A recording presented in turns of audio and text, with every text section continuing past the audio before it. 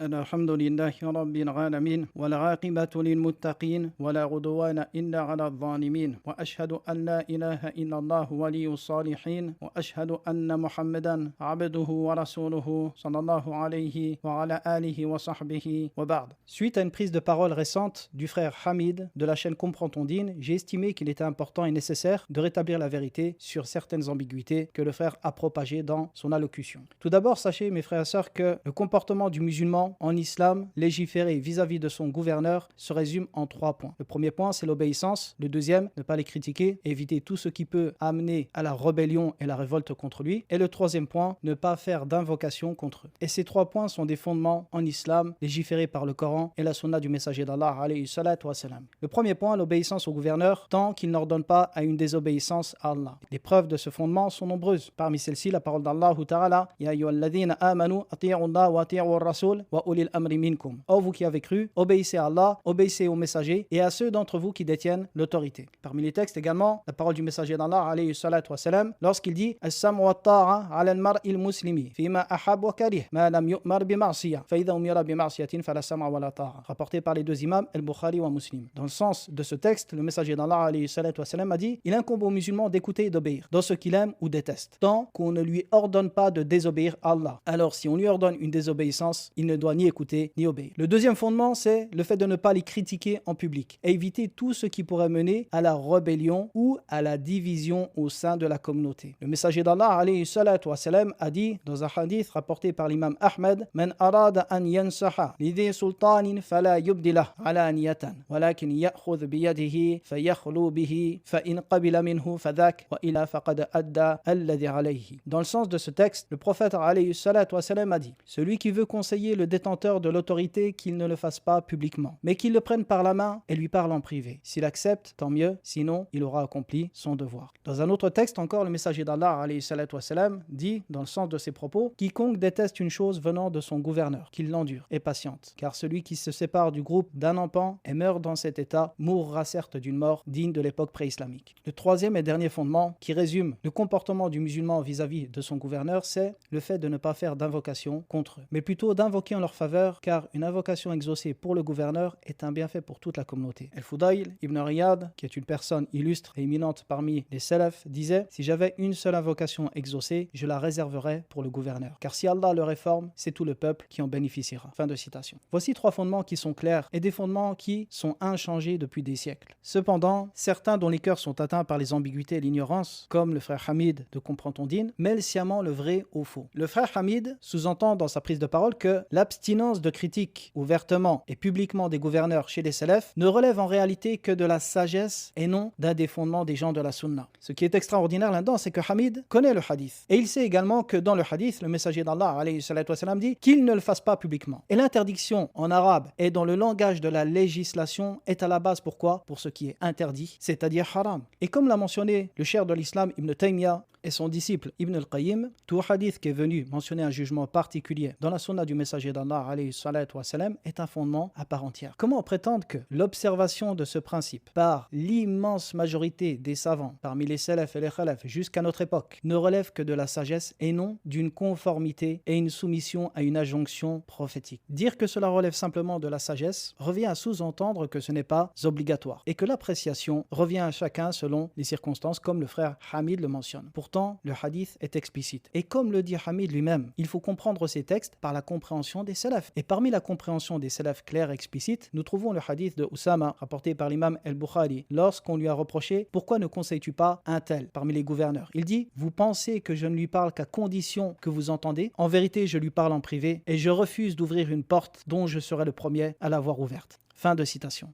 Mais le frère Hamid, comme je le disais, mélange le faux au vrai, de telle sorte où il vient lui-même avec des arguments qu'il va démentir lui-même. Il dit que critiquer le gouverneur n'est pas un fondement, mais le fondement est de ne pas se rebeller contre lui. Pourtant, si l'on médite ses propos d'un point de vue rationnel, on comprend aisément que la base de toute rébellion et son commencement repose sur la critique du gouverneur. Et il y a une règle simple en islam qui dit que tout ce qui est un moyen menant à un interdit devient également interdit. De plus, d'un point de vue historique, la rébellion et la révolte ont toujours commencé commencer par des critiques publiques, même si dans certains cas elles étaient réprimandées. Et ceci car la place qu'occupe le gouverneur en islam est un des fondements des plus clairs et des plus importants. Le gouverneur est le point central de la société, car la paix, le développement, la sécurité et l'application de la charia ne peuvent se concrétiser sans gouverneur, ni lorsque son autorité est remise en cause. Et c'est pour cela que ni la critique, ni la rébellion contre lui est autorisée en islam, car tout ceci revient à un principe fondamental dans l'équilibre de la société islamique. Et ce qui est étonnant, c'est que le frère Hamid lui-même mentionne la parole de l'imam al-Bahbahari lorsqu'il dit « Sache que si tu vois quelqu'un invoquer contre le gouverneur, sache qu'il fait partie des gens de la passion. » Puis Hamid commente cette parole en disant « Ceci est une indication et pas un fondement. » Alors, l'imam al-Bahbahari lui-même lit un jugement, celui de la passion, terme qui était employé à cette époque, sachez-le, pour définir un égaré ou un innovateur. Il lie ce jugement à une action bien précise qui est l'invocation contre le gouverneur. Il n'y a on ne peut plus clair pour exprimer un fondement de la sunna. Car le shir, l'imam al-Bahbahari dit celui qui le fait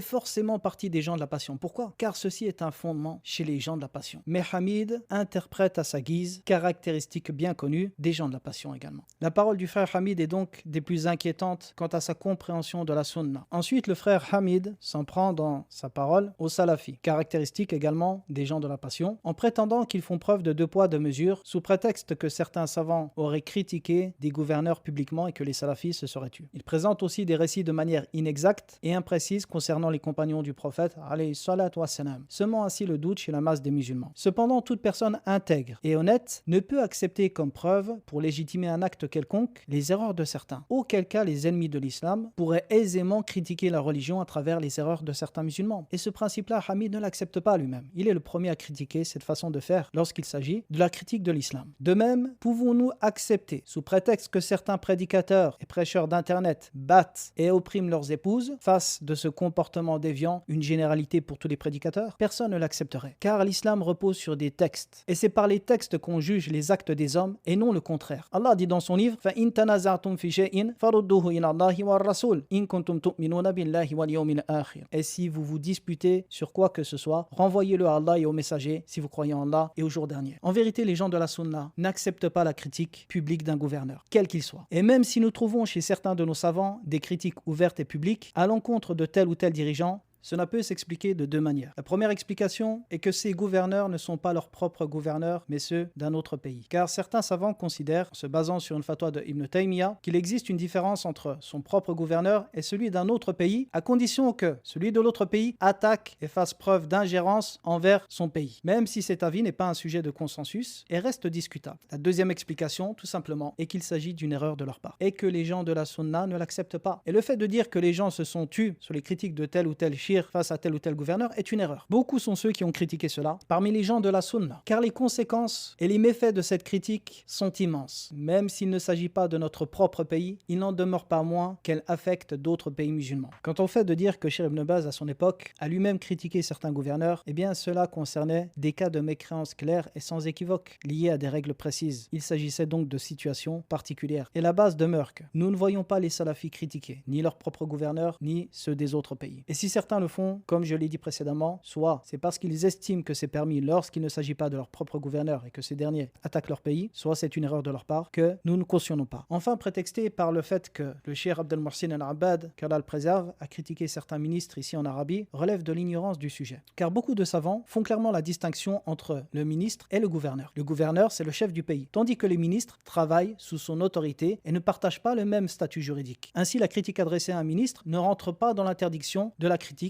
du gouverneur. Dernièrement, le frère Hamid prétend que les salafis font preuve de 2 poids 2 mesures, car il n'exclut pas certains savants qui sont tombés dans la critique de gouverneurs publiquement des gens de la sunna. Je répondrai que cet argument est faible ou fallacieux. En effet, comme l'ont dit les gens de la sunna parmi les gens de science, comme le cheikh de l'islam Ibn Taymiyyah ou encore le Hafidh al-Dhahabi et d'autres parmi les savants anciens et contemporains, ils disent que celui qui est connu pour défendre la sunna et s'efforce de rechercher la vérité puis se trompe, même dans un fondement, il n'est pas exclu des gens de la sunna. Ibn Taymiyyah dit dans le Fatawa en parlant de celui qui tomberait dans un acte de mécréance, et pas seulement un fondement de la sunna. Il dit quant à la mécréance de cette personne, ce qui est juste, c'est que toute personne qui a fait un effort d'interprétation avec aptitude parmi la communauté de Mohammed, alayhi salatu wassalam, recherchant la vérité et se trompant, n'est pas mécréante. Au contraire, son péché est pardonné. Il dit également, celui qui fait un effort d'interprétation parmi les savants, avec le souci de suivre le messager d'Allah, alayhi salatu wassalam, est plus en droit d'être pardonné. Fin de citation. Et les paroles sur ce sujet sont extrêmement nombreuses. C'est d'ailleurs la raison pour laquelle les savants n'ont pas considéré comme innovateurs des sommités, des érudits tels que Al-Hafiz, Ibn Hajar et d'autres. Je finirai par un dernier point important. Dans une autre vidéo, le frère Hamid dit que ce n'est pas à lui d'interdire ou d'encourager les émeutes, prétextant qu'il y aurait une récupération politique des principes salafis par certains gouverneurs et que cela serait à sens unique. Je dirais que le frère Hamid peine à cacher ce qu'il dissimule dans son cœur et que s'abstenir de parler dans un tel contexte revient à cacher la vérité sciemment. Également, les gens de la sunna interdisent la révolte quelle que soit la situation, comme ce fut le cas à l'époque de Al-Hajjaj ibn Yusuf. Et je ne pense pas que le frère Hamid oserait prétendre que certains gouverneurs de notre époque, certains gouverneurs musulmans, ont atteint un degré d'injustice comparable à celui de Al-Hajjaj, qui a lui-même tué des compagnons du prophète alayhi salatu wassalam. Et malgré cela, les tabirin de cette époque interdisaient de se révolter contre lui. Car si les salafis interdisent la révolte contre le gouverneur, c'est parce que cela repose sur des principes religieux. Et nous le faisons par soumission au texte, par adoration de notre Seigneur et en suivant le messager d'Allah alayhi salatu wassalam. Et se taire volontairement, dans un tel cas, est une forme indirecte de participation à ce mal. Mais paradoxalement, le frère Hamid dit que c'est les salafis qui divisent la communauté sous de faux airs de bienveillance, oubliant que la révolte contre le gouverneur est le déchirement absolu de la société et sa division. Qui donc fait preuve de deux poids deux mesures? Oh Hamid. Wallahu a'lam wa sallallahu ala nabiyyina Muhammadin wa ala alihi wa sahbihi wa sallam.